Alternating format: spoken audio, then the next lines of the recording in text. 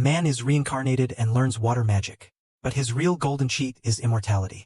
Not even the long-lived elves can outlast him. Fortunately, his greatest dream was always just to live slowly and peacefully. The reincarnation itself was an accident, no grand mission attached. So that slow, peaceful life? Entirely his to design. The reincarnation angel read his preferences and dropped him deep in a remote forest, complete with a house, 2 months of rations, a barrier set around the perimeter, and a thoughtful bonus. A beginner's guide to local creatures and plants. Everything after that was up to him. His first experiment was testing his water magic, and he discovered it required no incantation, just imagination. That said, skipping the dramatic chanting step did feel like a small loss. Water magic covered drinking and bathing easily enough, but he still missed soaking in a proper bath. He decided to try the ancient art of fire by friction. It looked simple enough. Half a day of effort later, not a single spark. Staring up at the sky, he noticed the sun, and immediately thought, lens focus principle. He visualized the molecular structure of water, then drew out the heat, rapidly crystallizing a perfect ice lens. Focused it on his tinder. Fire. Easy. As for heating water, he just ran the ice-making process in reverse. Hot bath water, any quantity, on demand. The angel's 2 months of rations wouldn't last forever though. Hunting was inevitable, so he started with offensive magic. Water balls were pathetically weak, so he moved straight to a water jet, only to discover the pressure was barely better than a garden hose. Weeks of practice later, it finally started to look like something. The next day he moved on to ice magic, discovering he could freeze ambient moisture directly, without creating water first. The ice spears he could form this way were slow and short-ranged, nearly useless in a real fight. Only one solution: keep grinding. Countless days and nights later, he'd mastered instant ice formation, but flight speed was still a genuine weak point. For his first real hunt, he attached an ice blade to a wooden spear, and set out. The rations were running dangerously low. While searching, he found quartz near the river. No more needing sunlight to make fire. Pushing deeper into the forest, he encountered a magic boar. After a brief spike of panic, he sidestepped its charge, flash froze the ground beneath it, sent it skidding, and finished it off with a volley of ice spears. He was satisfied with this first hunt. Though a boar was only a low-rank creature, nothing to brag about. According to the creature guide, there were 2 classes of supreme monsters: dragons capable of leveling a city, and demons of unknown origin. If you encountered either, run or accept your fate. One day while hunting, he came across an assassin hawk. With the enemy airborne, ice walls were all he could manage to stall it. Its speed was simply too high. Every water jet he fired couldn't even graze it. That stalling worked in his favor. The hawk grew overconfident and dove. It slammed headfirst into an ice cliff he'd summoned in an instant. He couldn't follow up before it recovered. The hawk climbed back into the sky, fixed him with a cold one-eyed stare, then flew away without looking back. The pursuit had left him completely disoriented, and he stumbled across a strange lake. In it, a headless horse and a headless knight. The days that followed, more hunting. As his skill grew, ordinary low-rank monsters were no longer a challenge. He could even spar with a giant deep-sea octopus. His water blade, sharpened through relentless practice, could now shear through a massive boulder in a single pass. He owed all of this to his nightly training sessions with the Headless Knight. From their first meeting, the knight had shown no hostility, in fact seemed to deliberately stay to put him through a rigorous regimen. After one session, the Headless Knight condensed an ice sword and pressed it into his hands, a silent acknowledgement of his progress. Days later, he encountered a blackbird with a single eye, and recognized it immediately as the assassin hawk evolved. It had come for revenge. The blackbird's strength was on a completely different level now. It charged straight through his ice walls without a scratch, could nullify his ice constructs with raw magical force, and had even acquired lightning magic for ranged attacks. But this time he had a new weapon. The ice sword from the Headless Knight was extraordinarily durable. It didn't chip no matter how hard the blackbird hit. When the blackbird dove again, he used the momentum against it. One thrust clean through the body. After the fight, he acknowledged the blackbird's determination to evolve and return. He respected it. But an enemy was an enemy, and when the time came to finish it, he didn't hesitate. Walking home, he met a red dragon. His first question was whether he'd seen an evolved assassin hawk. He replied with genuine regret, "If that was your companion, I'm afraid I was the one who killed it." The dragon said nothing about that. Instead, it was intensely curious about his ice sword, recognizing it immediately as a piece of the Fairy King's equipment. "You must be quite favored by the Fairy King." Seeing no hostility, he started exchanging information with the dragon. They talked until dusk, when he parted ways with his new friend, a dragon named Luan. He was perfectly capable of casting without incantation, but he loved composing his own dramatic chants before every spell. Otherwise it felt like the magic had gone to waste. Of course, in serious combat, keeping the performance going was impossible. This unfortunate habit sometimes produced what could only be called a mage shock effect on new acquaintances. His newest acquaintance was a castaway he'd found on a beach not long ago. He'd been overjoyed to find her. It had been 20 years since he'd seen another living person. He brought her back to his home to recover. When the man named Abel woke, he thanked him profusely, while being very careful not to wound his host's dignity. After all, the person who'd saved his life owned no proper clothes, claimed to be a mage, and carried no staff whatsoever.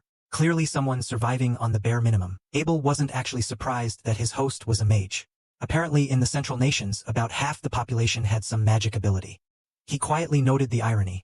The angel had told him it was only 1 in 5. After some conversation, Abel went back to the beach, but couldn't find what he'd been looking for, so he proposed hiring him to escort him north to the city of Rune. Though truthfully, he mostly just wanted to give his penniless-looking host some money. He was afraid of wounding the man's pride by offering charity directly. After thinking it over, he agreed. He had genuinely made the home his own by now, but he did want to see what civilization in this world looked like. There was one thing to take care of before they left, though: a farewell sparring session with the headless knight. He lost, as usual, but the knight gave him a parting gift: a set of mage's robes. They departed the next morning. Abel couldn't use magic, but he had combat skills a mage wouldn't know, so he handled the monsters that appeared along the way without difficulty. It was only when they ran into a group of lizardmen that he finally had a reason to step in. A rapid volley of ice spears, all of them down in seconds. Abel stared. Forget the fact that he was casting without a staff. The rapid-fire ice spears alone were absurd. Wasn't magic supposed to be single cast only? With nothing to compare against, he could only attribute it to the inherent superiority of water magic. He then conjured 2 cups of clean water and told Abel to hydrate before they moved on. But Abel noticed something odd. The incantation he'd used just now was different from last time. He had no answer for that. He could hardly admit he was making them up on the spot for effect. Abel recovered quickly, but then a group of stone golems blocked their path. He had a solution for those 2, 1 casual ice spear per golem, petrifying each one instantly. One of the last golems behaved oddly though. It wasn't dead, but it wasn't moving. He figured it had lost the function to stand without support. The magic stone at its base confirmed this. They pressed on and encountered a massive hippo-like creature, with a pack of wyverns launching an aerial assault on it. Abel thought the creature was at a disadvantage on the ground. He disagreed. Sure enough, 1 pulse of magic nullification, and all the wyverns dropped. At camp that night, Abel mentioned dungeons had similar traps. He immediately lit up. Obviously, experiencing a dungeon was a mandatory part of any Ice-Sky adventure. Abel, seeing his excitement, gave him a crash course in the Central Nations basics, and couldn't understand why his answers to everything were, "Yeah, I know that roughly already." The next day, Abel couldn't hold back any longer and demanded to know his source. He recalled his long conversation with Luan the dragon, and decided some things were better left unexplained. All he'd say was that his information came from an existence of intelligence far beyond any humans. As they traveled, a massive shadow swept over them from above. Even he went quiet at that, because whatever it was, it looked like nothing any human could match. But he'd dealt with enough large creatures to know what to do. He shouted for Abel to toss out the meat from their pack. The creature snatched it mid-air, and just like that, lost all interest in attacking them. It settled for circling low to give them a good scare, then flew off satisfied. Once they'd escaped with their lives, Abel launched into an extended complaint. Both the hippo creature and the thing that just flew over them were monsters no one had reported seeing in hundreds of years. Probably the only reason the northern human kingdoms were still standing was that massive mountain range. He then noticed several wyverns that had fled the hippo encounter still in the area. Abel urgently pointed out these required 20 adventurers to handle. And even then casualties were expected. He didn't care. He gave a masterclass in yes man to monsters, fist to the face for wyverns, and in the end, didn't even bother with chanting. Rapid-fire instantaneous magic. All of them down. Abel marveled afterward that this was the most relaxed battle of his life. He replied, "If you prefer fighting for your life, I can arrange that too." The Adventurers Guild had recently acquired a water element mage, who'd completely demolished the common wisdom that water magic was weak. Support use only. Ice walls that could easily be cut through by a blade had somehow become blunt force weapons of mass destruction in his hands, capable of crushing down whole swaths of monsters in a single blow, not to mention his completely unreasonable casting range. Normally, even ranged magic could only be generated near the caster. His ice spears could also punch straight through a wyvern's wind element barrier, something only one legendary figure had ever been known to achieve. The Explosion Mage, a being of myth capable of one-shotting an army, annihilating a flock of dragons in a single blast, and razing a city to ash. Who would have thought a seemingly ordinary young man could possess such power? The young man being discussed was, naturally, none other than he himself, who had just arrived in Rune. The moment the guards heard he was the one who'd saved Abel's life, their attitude changed completely. Abel then paid the 1 silver entry fee and brought him to the Adventurers Guild to register. Abel also offered to be his sponsor, letting him skip the beginner tier and register directly as a D-rank adventurer. That meant access to higher-paying commissions. Although given he'd just hunted a huge flock of wyverns, money was probably the last thing he'd need for a while. The moment Abel stepped inside, he was greeted warmly by his guild companions. Not wanting to interrupt the reunion, he slipped outside for some air, and immediately encountered a beautiful golden-haired elf. A fateful meeting between two immortal beings. The elf recognized the Fairy King's robes at a glance. Before she left, she told him they were bound to meet again. Abel, finished catching up with his friends, found him outside, and pulled him over to the counter to complete his registration. Counter clerk Nina was surprised to hear Abel was sponsoring someone. His Crimson Sword team had never sponsored anyone before. Abel said his ability warranted it, and that details should be presented to the guild master. The guild master visibly relaxed the moment she saw Abel was alive. Her attention then shifted to the newcomer. She was somewhat skeptical when Abel said he was stronger than her, until she saw the wyvern magic stones the two of them produced. The quantity represented a wyvern pack large enough to warrant a national response. Abel reassured her they'd encountered the pack on the southern slopes of the Demon Mountain. That was also when he learned that the remote forest he'd lived in for 20 years was a place adventurers didn't dare approach. The Demon Mountain itself. While they talked, Abel's companions burst into the reception room, visibly worried about him. The guild master left them to their reunion and brought him to her office for registration. He wondered why she thought he qualified for D-rank directly. As far as he could tell, taking down those wyverns hadn't been much effort. She explained. Abel was a B-rank adventurer and already considered exceptional, yet even she couldn't beat a single wyvern. That many magic stones meant his power was staggering. She physically confirmed something off about him the moment she touched him. His physique was nothing like a mage's. Luckily Nina walked in at that moment and stopped her from pressing further. After a brief round of questions, he was officially registered as a D-rank adventurer. Learning he'd never been in a dungeon before, Nina recommended he attend a beginner's lecture the day after tomorrow. Abel then offered to take him shopping for clothes and a staff, which he found completely baffling. He'd never needed a staff to cast, and for close combat he used a sword. Abel was confused. What sword? The thing on his belt barely qualified as a pocket knife. He also asked about the world's units of measurement, and was startled to find they were nearly identical to modern Earth's. That couldn't be a coincidence. It had to be the influence of transmigrators who'd come before him. That evening he was dragged into a welcome banquet. Having saved Abel's life, he was naturally the guest of honor. He was pushed into drinking considerably more than he intended. By the next morning, his head still hadn't fully cleared. After that, Nina brought him to the new recruit dormitory, and introduced him to two new roommates. After Nina left, Niels was admiring how pretty the counter girls were. 8 told him not to get his hopes up. Those girls were far too popular. Then Nina came back, with one more new roommate in tow, Amon. Meanwhile, Abel's companions had learned of his abilities, and unanimously agreed they could never let the Empire recruit him. Abel was confident on that front.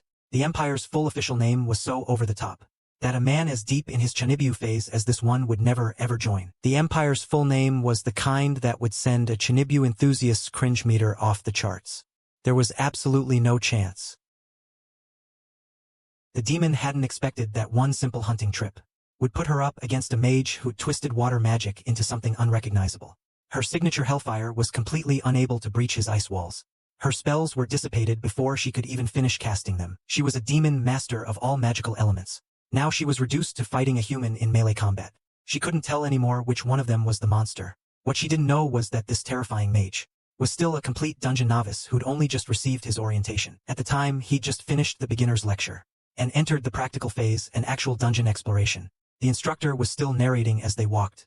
Monster populations in dungeons explode every few years, forming hordes. That was why double walls had been constructed, one at the dungeon entrance, one outside the city, to guard against threats from both directions.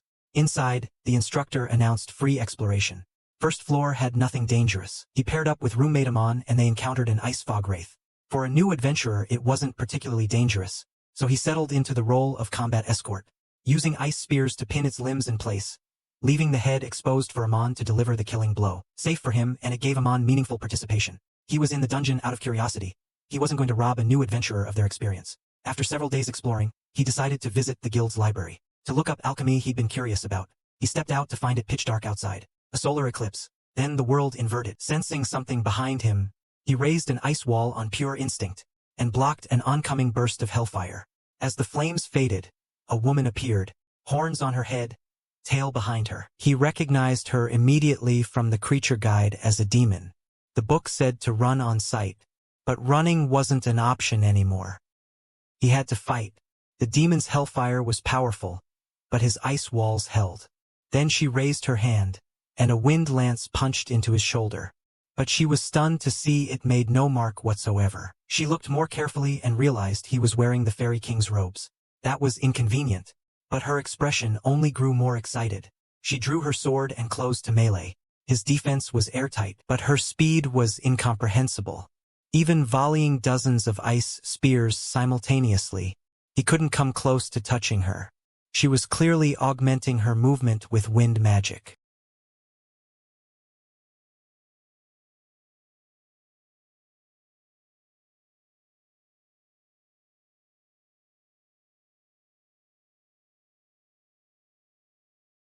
Realizing brute offense wasn't working, he switched to a defensive stance. The demon's swordsmanship outclassed even the Fairy King, and the Fairy King was no ordinary teacher.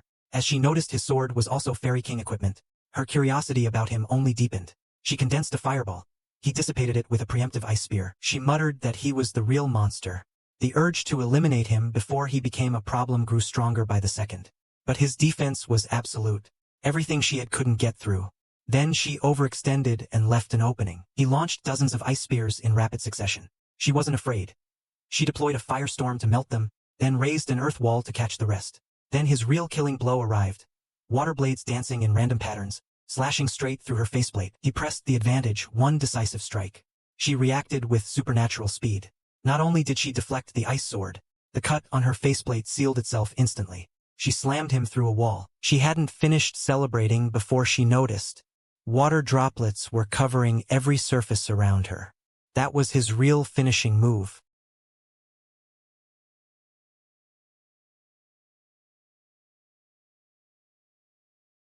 She heated the water with hellfire and used it to blast through the earth wall, growing visibly more exhilarated.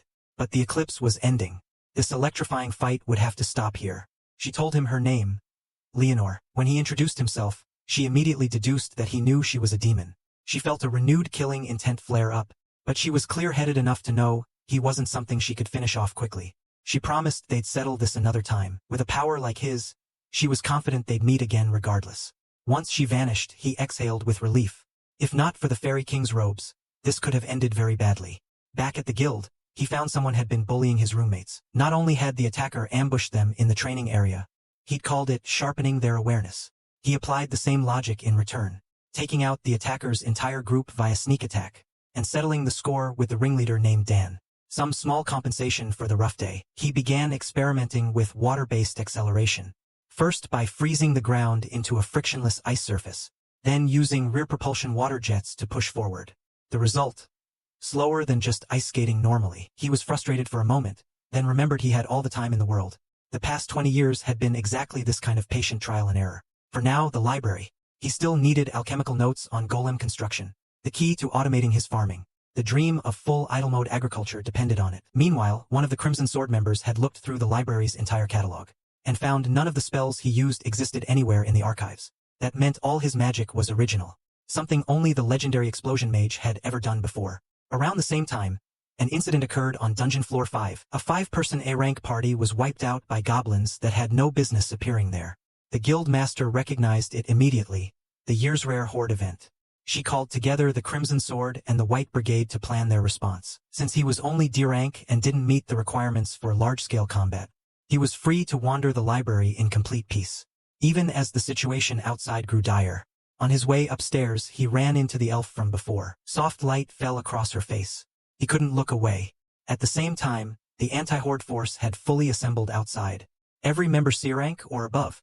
Sending anyone lower into this would be sending them to die. Before the doors opened, the squad used wind element detection magic on the underground level. What they found, hundreds of life signatures, far more than any horde on record.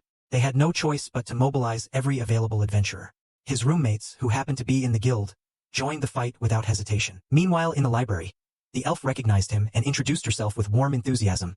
Sarah, librarian and archivist of this collection. He immediately wanted to ask about demons, then thought better of it and settled for asking about alchemy texts on golems instead. Sarah was a little surprised. Alchemical texts on golems were rare in the collection, but she knew every book in the place by heart. Whatever he needed, she could find it. As they talked, they discovered a shared love of books. He spoke about old reads in a way that suggested decades of memory behind each one. Sarah, being an elf and also long-lived, found that oddly familiar, though she had no idea this immortal man might outlast even her. Outside, a massive wave of goblins had broken through the dungeon doors.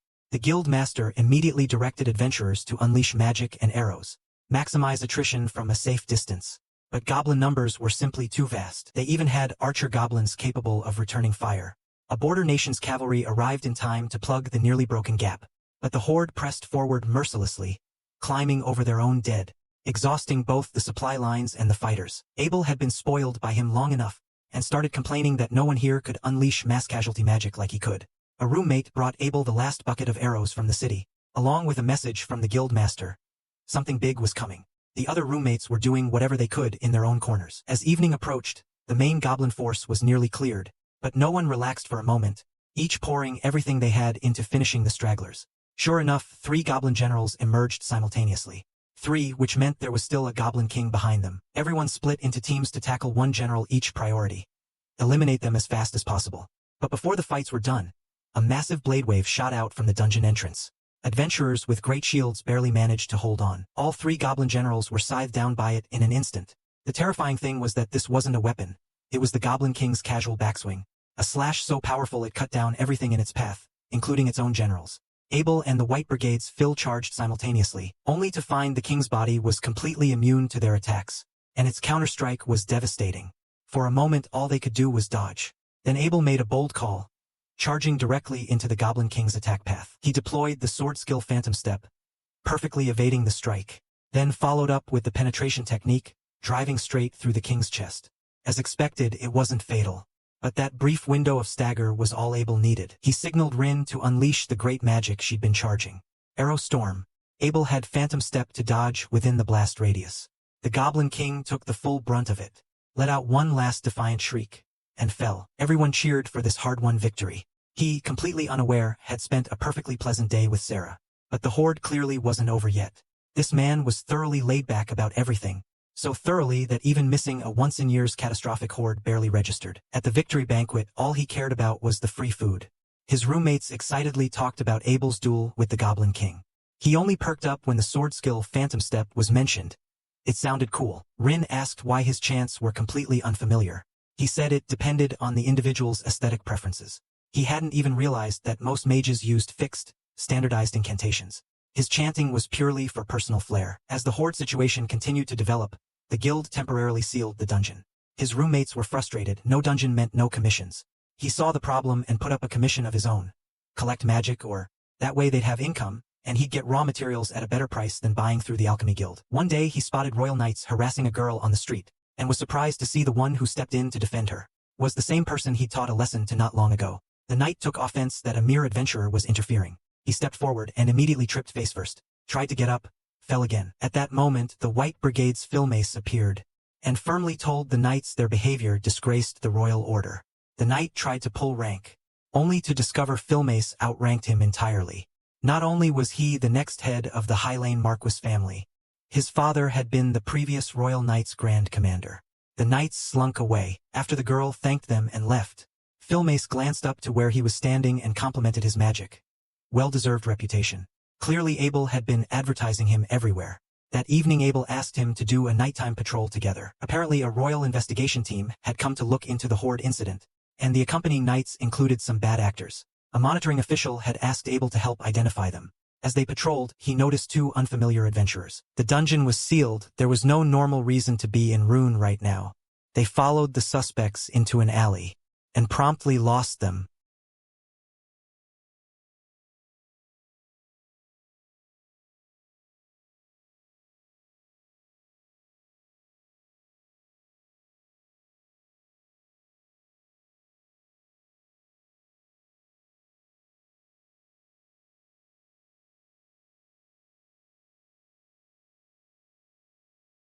His magic reflexes were sharp enough to handle an ambush with ease. He noticed the attacker had dropped alchemy tools, and immediately wanted to keep them.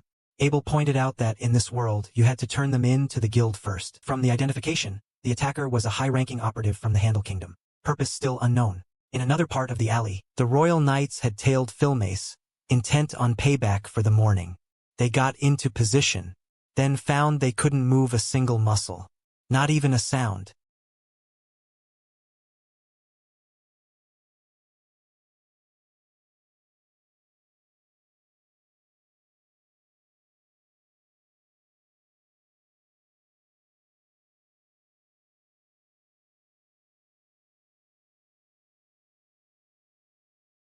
Once the investigation team took up residence in Rune, they demanded the guild hand over full deployment of the knight's forces, and wanted the dungeon unsealed, with adventurers providing free escort duty. The guild master was having none of it. Even with the royal mandate backing them, she refused every single point. The investigation team backed down. They agreed to source provisions from nearby towns and pay adventurer escorts, but unsealing the dungeon was non-negotiable. The guild master said unsealing was fine, but any consequences would be entirely the team's responsibility, because the dungeon seal wasn't arbitrary. After every horde, the dungeon became lethally dangerous. An A-rank party had once tried to enter for reconnaissance afterward, and not one person came out alive. Their leader had been an S-rank swordsman. That was the scale of the danger. None of that was his concern, he just wanted to eat. The investigation team's arrival had triggered a food shortage. He went looking for Abel to scrounge a meal off him. Instead, a girl found him urgently. She had an important letter to deliver and needed to reach the Adventurers Guild. She looked genuinely pressed for time, so he brought her. The letter was for Abel, asking him to assist with a dungeon investigation. He had nothing to do with any of that, so he said his goodbyes and left. Lunch was still the priority. Always. The girl who delivered the letter was named Natalie, from a family with a storied tradition in water magic. Rin's ears perked up immediately, and she asked whether long-range ice wall generation was possible. Natalie said she didn't think so. Now Rin was even more puzzled. If even water magic specialists didn't know this technique, how on earth did he know it? Abel solemnly warned everyone present. Curiosity was fine, but nobody should ever try to test him. Anyone who did would be eliminated before they could say a word. And if you absolutely must make an enemy of him, just surrender immediately. At least that way you might survive. Not long after, the investigation team entered the dungeon. They found a strange door, seemingly a portal to another dimension. The scholars sensed the anomaly originated there. Equipment was set up to begin readings.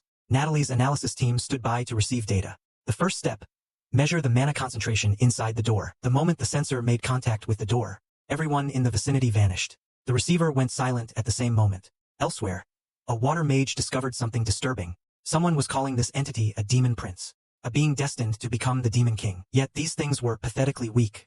Their magic barely registered, and a single water blade was enough to end any of them. They were nothing compared to Leonor. What he didn't know was that these creatures he dismissed as small fry had nearly wiped out the entire elite investigation team from the Magic Academy. The investigation team had suddenly gone dark. When the analysis team re-established contact, they were on floor 40. A Magic Academy official arriving to check on things had barely avoided being teleported with them, only because he'd been last in line. Learning the team was on floor 40, the official was stunned. The deepest any previous adventurer had reached was floor 38. Natalie, seeing the official had no solution, immediately remembered Abel's words. If you're in trouble, find him. She went to get help. The guild master, hearing the news, panicked and rushed to the scene. Meanwhile, he remained completely oblivious to any of this, peacefully browsing the library, slightly disappointed not to have run into Sarah today. He turned, and there she was in the lamplight. He went over gladly. His first question was about books on solar eclipses and hordes. Sarah immediately guessed he was investigating the connection between the two. She confirmed, eclipses always precede hordes. She'd read widely enough to know, so it wasn't surprising. But she was curious how he'd picked up on the link himself. He couldn't exactly say it was from fighting a demon. He deflected to a question about magic stone concentration instead. Sarah didn't push. She explained. The longer a monster lives, the denser its stone. His observation. The horde monster stones were all very light, meaning the creatures were newly spawned. But numbers that large didn't feel like natural generation. On floor 40, Licia noticed the surrounding barrier resembled a sacred domain formation, capable of blocking all magic and physical attacks. Unless they found an exit, everyone here was going to slowly die. Rin immediately deployed wind detection magic. Thousands of humans ahead, plus 50 unidentified life signatures. The Glasses Scholars group had also been teleported here. His group hadn't been as lucky. They'd materialized right into an ambush. Anyone who'd managed to raise a barrier in time was barely holding on. Anyone who hadn't had no options left. When Abel and the others arrived on the scene, the first thing they saw was the investigation team being massacred. The old count immediately ordered flanking support.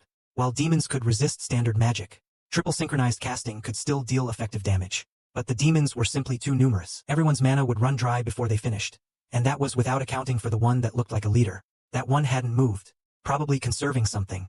Abel immediately led the Crimson Sword on a charge. Priority: kill demons, maximum speed. But when the team hit their limit, 6 demons were still standing. Licia warned Abel about the leader. Dual-colored eyes, almost certainly one of the legendary 4-demon royal lineage. The Demon King emerged from among them. No one outside a hero had ever taken one down. Even so, Abel had no choice but to keep cutting. The Demon Prince teleported to Abel's position and backhanded him across the room. The Glasses Scholar poured everything into one absolute blow. It didn't even scratch the surface. The remaining demons went to work on the investigation team's barriers, burning through them like they weren't there. The remaining fighters were completely drained, helpless. Then he fell from above.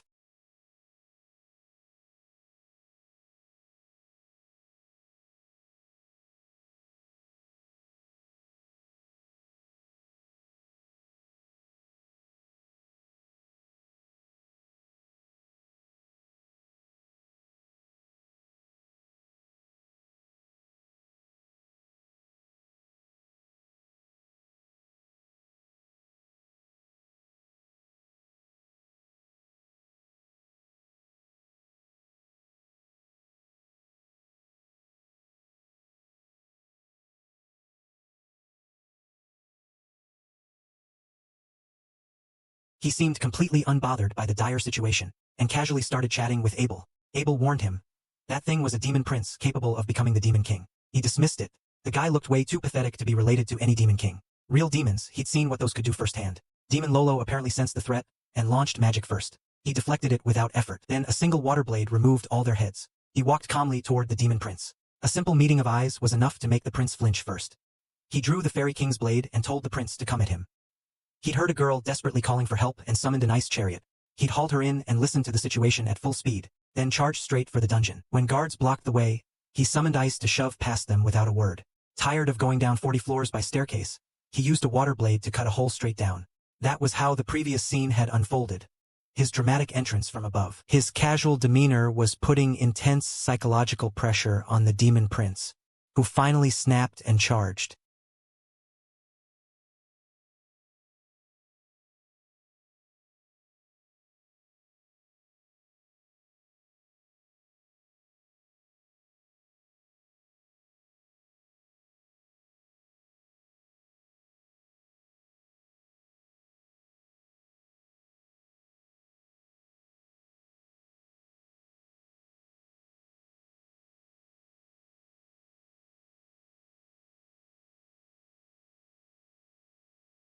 He wasn't concerned. This one was far below Leonor's level. Still, the prince had a few notable qualities, like picking up a severed head and reattaching it as if nothing had happened. He was immediately interested. If something with the potential to become a Demon King had regeneration like that, there had to be a limit to push. He decided to find it.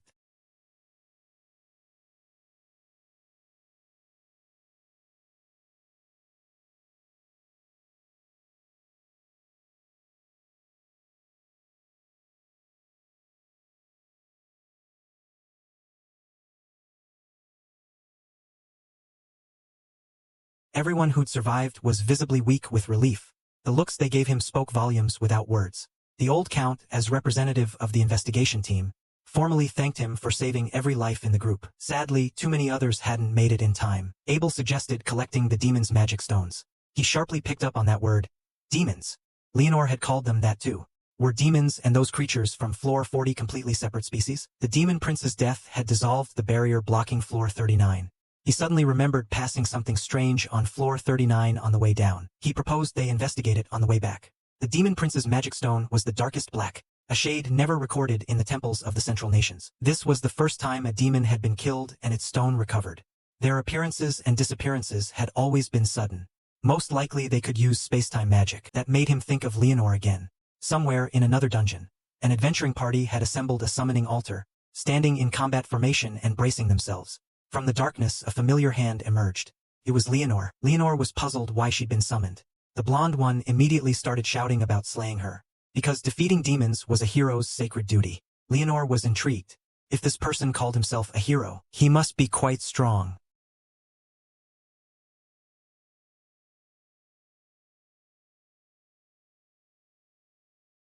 The outcome was predictable. Entirely predictable. Leonore told the blonde one's companions not to rush into attacking her. Better to go treat their friend first. The fight hadn't been memorable, but the black orb she could collect here was genuinely appealing. So she generously informed them, at your current level, defeating the sitting Demon King should be within reach. I, however, am not the Demon King, because that title is far beneath me. Among humans, I've met one who's nearly my equal.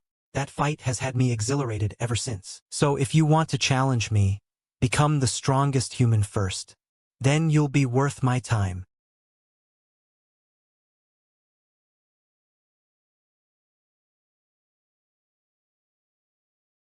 The investigation team found the broken orb he'd mentioned on floor 39. Investigation revealed no clear conclusions. They secured it in a barrier container to bring back for study. Back on the surface, everyone felt the overwhelming weight of survival lift. The guild master shared the relief, but professional duty still compelled her to formally reprimand him for unauthorized dungeon entry. The count immediately stepped in. Thanks to this man, everyone lived. No need to pursue it further. After hearing the full account from the count, the guild master revised her assessment upward once again. Someone capable of changing the balance of the entire continent. She and the count agreed unanimously. Leave his existence out of the official report. To protect him from powerful nobles who wouldn't know better than to make an enemy of him. What remained was subtler. Building genuine connections over time, hoping to quietly shape where his loyalties eventually lay. He went back and made his roommates do physical training. They complained endlessly. What kind of mage has this kind of stamina? But the training wasn't enough to work off the dissatisfaction of yesterday's fight going unfinished. So he found a restaurant that smelled incredible and went to satisfy his appetite instead. Unexpectedly, Sarah was there. His expression immediately brightened. Of all places to run into Sarah. Sarah was equally happy to see him. When she mentioned she'd been thinking about curry rice, he immediately offered to order one for her.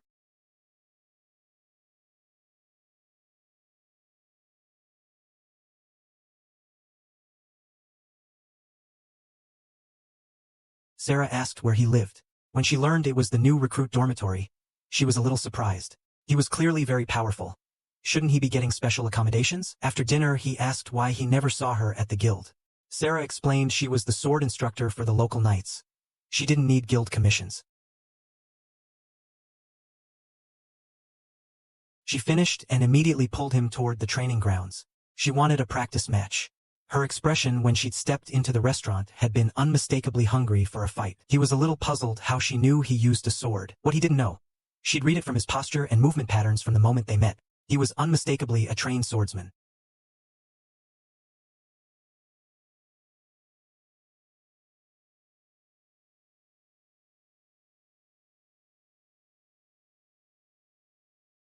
Sarah was thrilled. She hadn't expected him to have dodged that. No one in the entire Knight's Order could have done the same, and from his relaxed demeanor, he clearly wasn't even at full strength. Yet he was barely managing to keep up with her.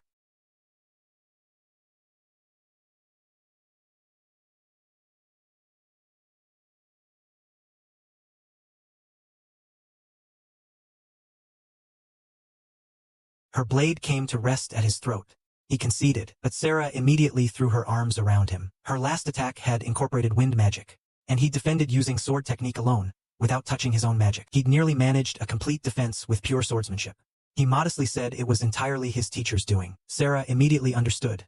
The Fairy King was his teacher. The Fairy King was a being of legend. Not only had she given him her robes, she'd personally taught him swordsmanship. Of course, his swordsmanship transcended what was possible. A servant arrived to remind Sarah it was time for her teaching session. She had no choice but to say goodbye. She instructed the servant to look after him well. He's someone very important to me. Until we meet again, Rio. Today had been genuinely wonderful. We'll absolutely meet again. The servant was so flustered by the words, very important to me, that she couldn't manage a single coherent sentence the whole way back. The guild master had been waiting outside for him. She still needed to hold him accountable for the unauthorized dungeon entry. A man of principle wouldn't refuse, and since he'd chosen to stay at the guild, she was counting on that. Her proposed punishment: one escort commission. After all, he'd been a member this whole time and never taken a single surface commission. His alcohol-immune constitution registered this as light sentence. If anything, the punishment felt generous. The water mage had once again demonstrated something remarkable. Even without deploying his overwhelming offensive magic, he could carry an entire team of weaker fighters, purely through support magic. Even the formidable Skeleton King was helplessly locked down and scraped to death by two novice roommates' ankle-chipping attacks. And then there was his hidden immortality, which apparently could also extend the lifespan of others. One of his roommates had recently grabbed onto his leg in desperation. Her home village was under monster attack, but none of the roommates were high enough rank to accept the commission. They had no choice but to ask him, the man who joined and immediately promoted to D rank, to carry them. He was overjoyed to hear the monsters were goblins and skeletons. Classic Ice Guy beginner enemies. Finally, a proper fantasy adventure. When they checked in with the guild master for details, they learned 2 previous parties had already failed this commission, because the local villagers refused to cooperate. They arrived at Neil's village to find the locals seemed genuinely happy to see her. He was a little disappointed. He'd been imagining a classic arc. Neil's cast out in disgrace, forced into adventuring, and now triumphantly returning in glory with her benefactor. Niels completely ignored his overactive imagination. They first went to the village chief's house for the full story. The chief explained why the villagers had refused to cooperate. Previous adventurers had chased monsters into the forest's sacred forbidden zone, completely ignoring repeated warnings. That had created deep resentment. To the villagers, the sanctity of the forbidden zone mattered more than the threat of monsters. Niels understood. To outsiders this seemed irrational. Back at her home, she explained why. Deep in the forest lived the village's guardian beast. The village had survived through countless generations only because of its protection. The villagers guarded the forbidden zone more carefully than their own lives. His Chinibu instincts immediately kicked in. Surely this called for guardian beast corrupted goes berserk. The next day they surveyed the goblin activity zones. The footprints showed significant numbers were already gathering. Using his ability to sense water molecule resonance in the air, he locked onto 10 goblins approaching from deep inside the forest at extreme range. He moved into the forest and locked them all in ice bonds. The killing was left to his roommates. They needed the experience. Killing left to the roommates. Give the newcomers a chance to do something. They cut through everything without trouble and arrived at the goblin nest. He repeated the ice lock routine for the entire nest, leaving the experience for his roommates to collect. The mass carnage quickly drew out the goblin general hiding at the back. To his roommates, it was an undisputed final boss. To him, it was a trivial creature he could subdue before blinking. They stood there dumbfounded. He had to remind them to go collect the kill. Next they met the village's elder priestess, who led them into the forbidden zone. 8 noticed the pendant on her walking staff, and asked about it along the way. The stone bore the mark of the Earth Mother goddess. The Earth Mother and the Goddess of Light were both among the 7 deities. But in the long passage of time, all faiths except the Goddess of Light had faded. This village was one of the last that still worshipped the Earth Mother. He asked if that meant the elder couldn't use light attribute healing magic. She said healing magic was available, just not light attribute. Earth Mother disciples could cast magic entirely without incantation. In fact, that was how magic originally worked. At some point, the fixed chanting method had simply become standard. When they reached the guardian beast's den, he was fully expecting to fight a corrupted, rampaging creature. Instead, the guardian beast emerged with impeccable courtesy, and treated him with an almost fawning reverence. That immediately told him and the priestess something was very wrong or very right. The beast even introduced itself by name. Fenrir. The village chief and priestess were stunned. A legendary creature being this deferential to a random human was incomprehensible. Fenrir saw nothing strange about it. He and elves were related in a sense, both creatures of the natural world. Fenrir naturally felt tremendous kinship with someone radiating the fairy king's aura. And beyond that, in the instant they met, his remaining lifespan had extended from 10 years to 1,000. If the villagers hadn't been present, Fenrir would have carved him a monument on the spot. After the overwhelming gratitude, Fenrir got to the point. There was a skeleton king sealed inside the shrine. He'd bound it there himself. Once they cleared the minor undead outside, they'd reach it. The skeleton soldiers were handled in seconds by 8. One purification spell drove them all away. Then came the skeleton king. He fell back into support mode. He applied an ice hammer enchant to his roommate's weapons, then coated the floor beneath the skeleton king in a seamless ice sheet. The king tried to stand, fell, tried again, fell again, over and over. He'd carefully calculated a water molecule ratio into the ice that made it both unbreakable and frictionless beyond any natural surface.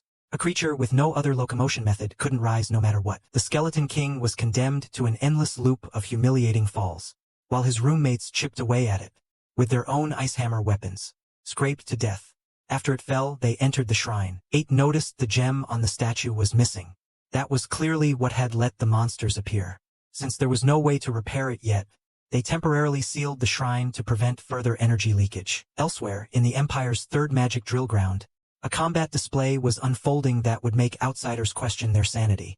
Both mages were casting instantaneously without any chanting at all, and moving at high speed simultaneously. The deputy commander of this mage unit was the legendary explosion mage, capable of wiping out 10,000 soldiers alone. He and his commander Fiona had just received an imperial directive. Their destination would cross paths with his upcoming escort commission. How different the sense of time is between immortal beings. He, who would never age, had just spent a wonderful afternoon with the elf girl, and was thoroughly enjoying the local festival with equal energy. No sadness about separation whatsoever. Sarah, whose lifespan had just been locked in for another 1,000 years, was suffering. Each day felt unbearable, and his commission was going to last at least a week.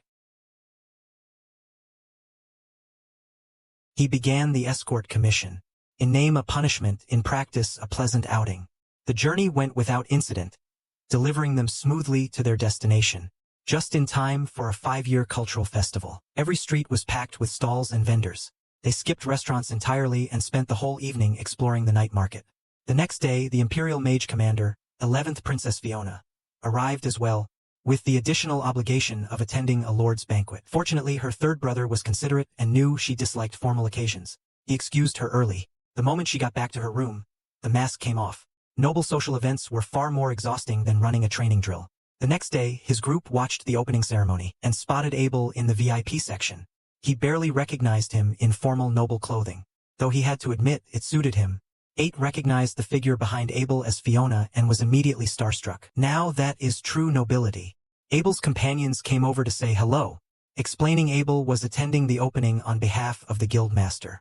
An unavoidable obligation. Adventurers in the guild network enjoyed many privileges, but also carried responsibilities to match. Rin noticed the wind barrier covering the VIP section, and explained it was a hereditary treasure of the White Nash sovereign house. It could generate the same wind protection membrane as a wyvern. Mana consumption was enormous, but with this many important figures gathered, the cost didn't matter. An incident here could trigger a world war. Speaking of which, Fiona was the Imperial Mage Unit's commander, so the legendary Explosion Mage as deputy commander must be here too. He was curious who that was. Rin and Licia described his achievements with reverence. 1 strike to level a city, 10,000 soldiers made nothing. On the way out, they recommended he avoid any contact with that person. He didn't connect the white-haired man to the explosion mage, and left with his companions unbothered. But the white-haired man watched him with unusually intense eyes, distracted enough to be scatterbrained picking up snacks for Fiona. On the way back, his aide asked what the issue was with the man they'd nearly bumped into. He said, even he hadn't had time to react. Yet the man had dodged on pure instinct alone. Dressed like a mage. How does a mage have a body like that?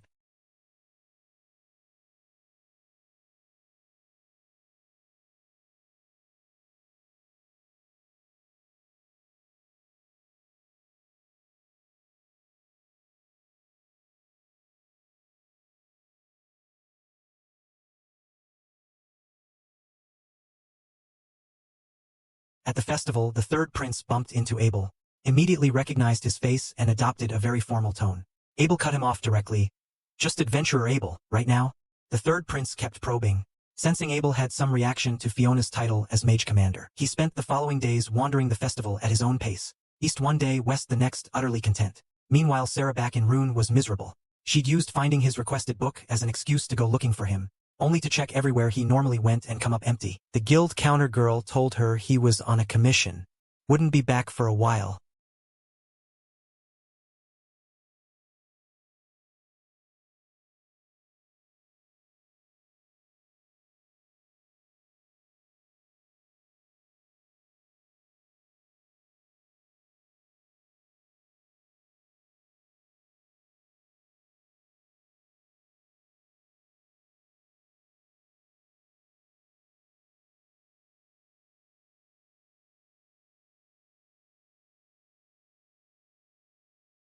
On the 7th day of the festival, the guild master rushed in and immediately rushed back out, dumping the remaining banquet responsibilities on Abel again.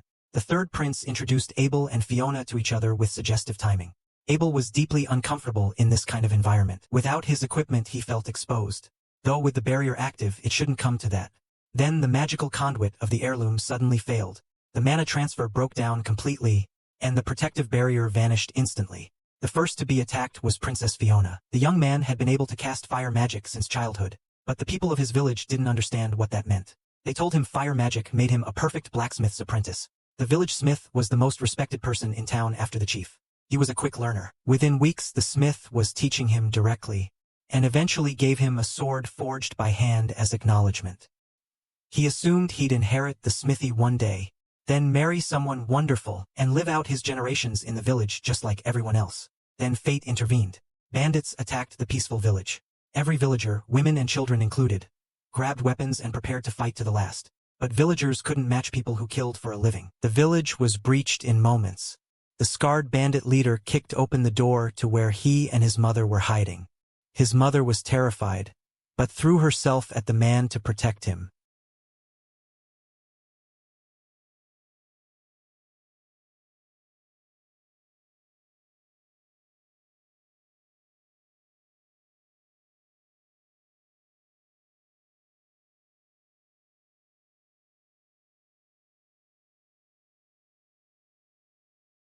Fine face. Shame about the person. The scarred man said it right to him. Just as he moved to finish the boy, his father arrived in time and startled him. Then he turned and saw his wife bleeding on the floor. The expression that crossed his face was something beyond words. He went at the scarred man with everything he had.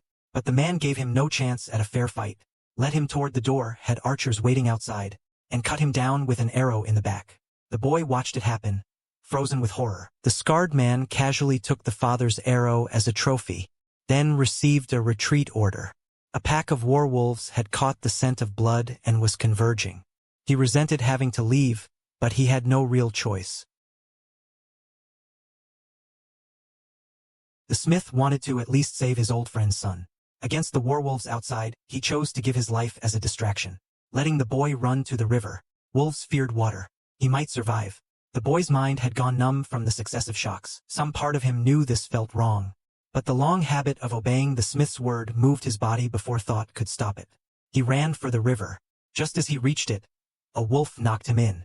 He lost consciousness. When he woke, he'd been pulled out by an old man who called himself Shadow. Shadow told him it was over. He was safe now.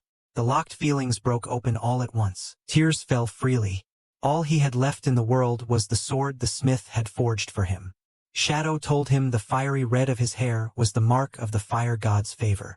Their meeting was fated. He asked if the boy would stay and learn from him. The boy agreed without hesitation, and also begged Shadow to teach him swordsmanship.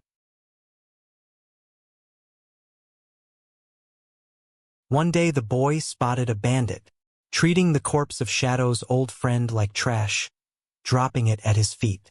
The boy charged in fury, managed to nick the man's faceplate, then was caught one-handed.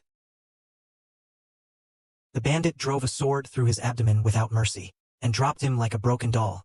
He recognized the man's face, the scarred leader, still carrying his father's sword, and getting another retreat order from his chief. The person who had taken everything from him, twice, was the same man. The boy who survived went white-haired overnight.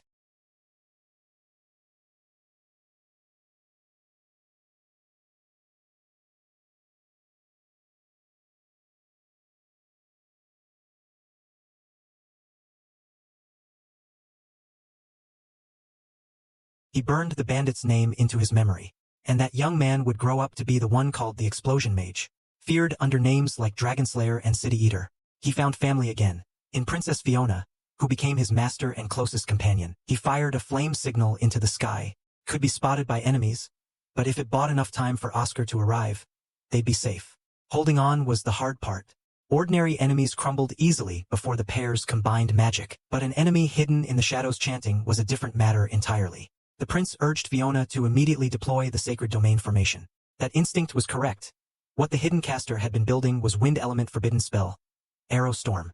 The sacred domain formation held, but the sheer mana cost drained Fiona completely. The enemy still didn't stop. Hellish chanting erupted again. Fiona shoved the prince aside, and exposed herself fully to a fire element forbidden spell, Volcanic Eruption. When Oscar arrived, the first thing he saw was Fiona, blasted through the air, burning. It brought back the memory of twice losing everyone.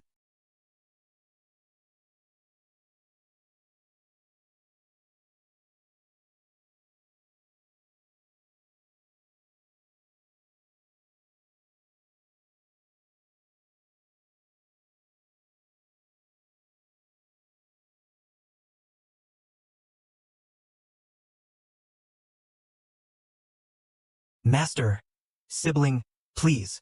His roommates had been eating together, waiting for him to join them. They saw the fire rising from the castle, and caught Fiona as she came down through it. The attackers moved to follow up on his companions, but their training under him had made a real difference. They took the attackers out before long. Just then Oscar arrived, and neither side knew who the other was.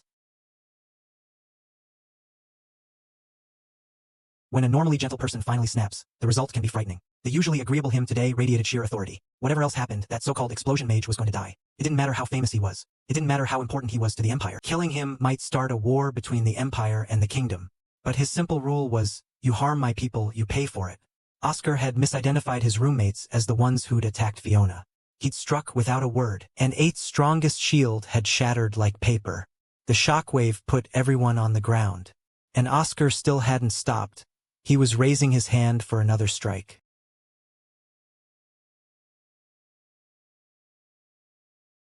He walked onto the field with heavy steps, looked at the condition of his friends, and asked Oscar with an icy voice what exactly he thought he was doing to them. Oscar ignored him and tried to continue. The instant cast spell was blocked instantly, and his rage turned entirely toward the one who'd stopped him.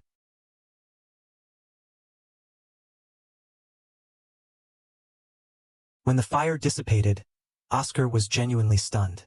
A simple ice wall, and the entire flame surge had been stopped cold. Is that it? Already over?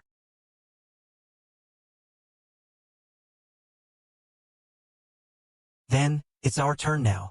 Countless ice spears surrounded Oscar in an instant, then rained down. He fired fireballs to cancel them, but the barrage was relentless. More and more came. Oscar unleashed a firestorm to sweep the ice spears aside, and caught him in it too. But when the firestorm cleared, he descended from above encased in an ice ball, broke free mid-fall, and swung the Fairy King's sword at Oscar.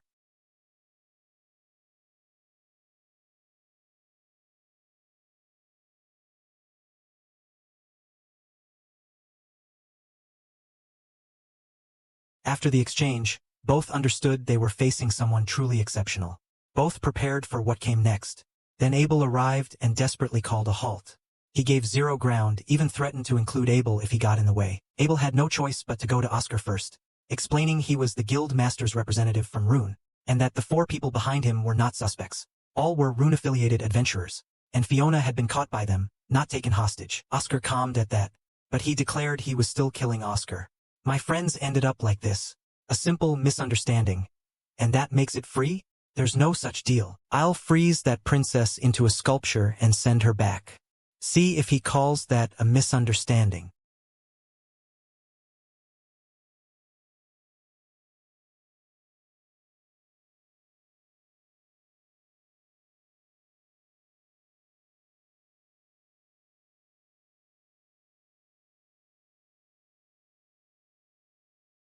His water jets canceled Oscar's fire-forbidden spell midair, then broke into the clouds and brought down a downpour, proving in the most direct way possible that he'd come out ahead. Oscar's fire magic was strong. Genuinely strong. But from his perspective, even at its peak, it was still within the range of what a human could do. Finishing Oscar was within reach if he chose to. Abel was genuinely alarmed now. Oscar was a keystone figure in the Empire. Killing him meant an international incident. It meant war. It meant countless lives. Oscar was easier to persuade. Abel had met the 3rd prince at the Lord's Manor earlier. Invoking the prince's instructions was enough to make Oscar stand down. But the normally agreeable him pressed to the core of it. He asked Abel, if this had happened to Licia, would Abel also just let it go? Abel answered with full conviction. Yes, he would. He replied that fine words came easily.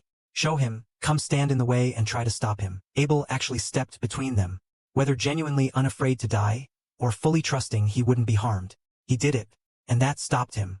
Oscar wasn't someone he could resolve lightly, and Abel was his first friend in this world. He wasn't going to kill one friend for the sake of another. After a moment's deliberation, he stood down, on the condition that Abel removed that princess from his sight immediately. Just looking at her made him irritable. With that, the incident came to a close. His roommates recovered fully under treatment. Whether the Empire genuinely felt remorse, or feared him, Oscar personally issued a formal apology. Fiona and the 3rd prince sent a generous sum to his roommates as compensation. No reward came to him specifically. Beyond the fight with Oscar, he hadn't contributed much to the incident itself. His side returned to warm and easy normalcy. Sarah, still back in Rune, was beside herself. She'd spent centuries alone and been fine. She hadn't even known him a month ago, but he'd only been gone a week, and she already felt unbearably lonely. She had no idea how to get back to the feeling she'd had before meeting him. She found herself wandering to the restaurant where they'd run into each other.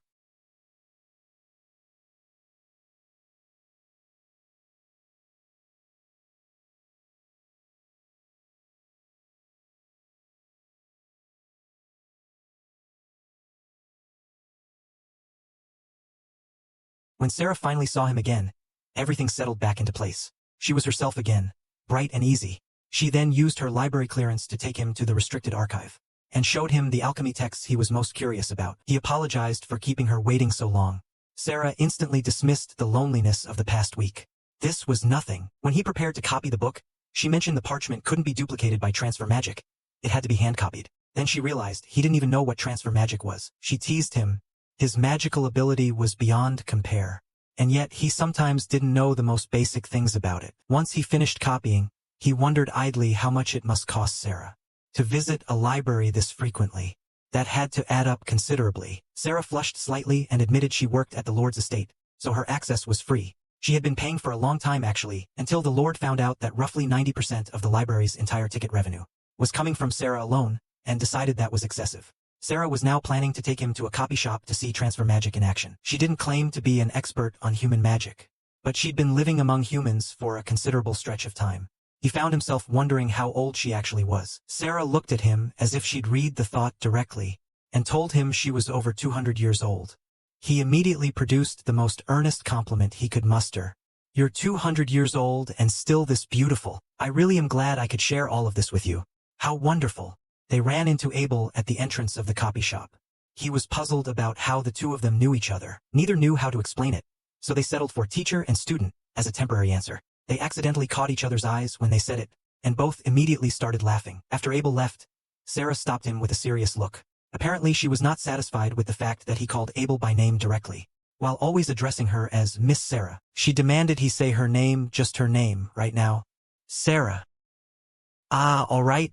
He said it at Abel's front door.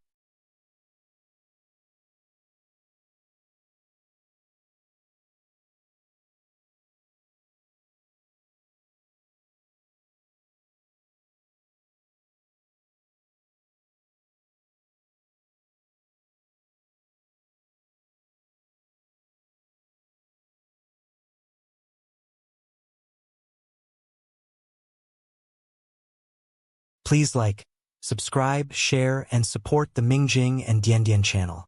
Please like, subscribe, share, and support the Mingjing and Diandian channel.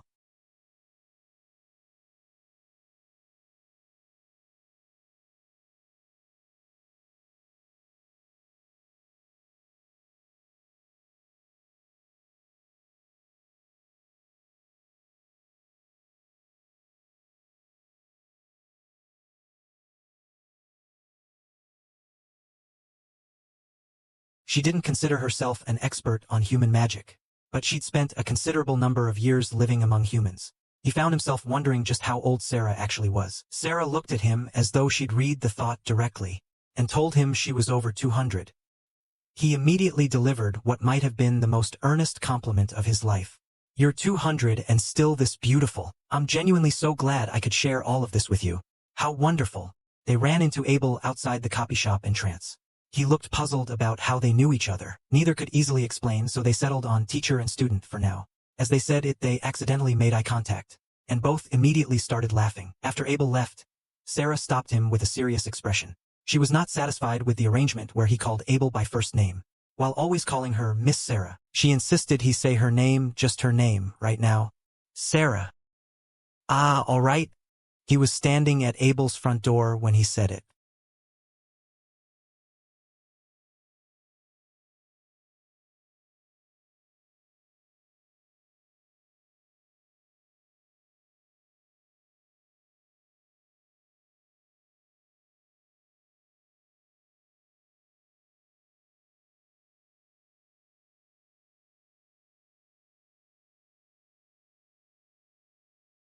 Please like, subscribe, share, and support the Mingjing and Diandian channel. Please like, subscribe, share, and support the Mingjing and Diandian channel.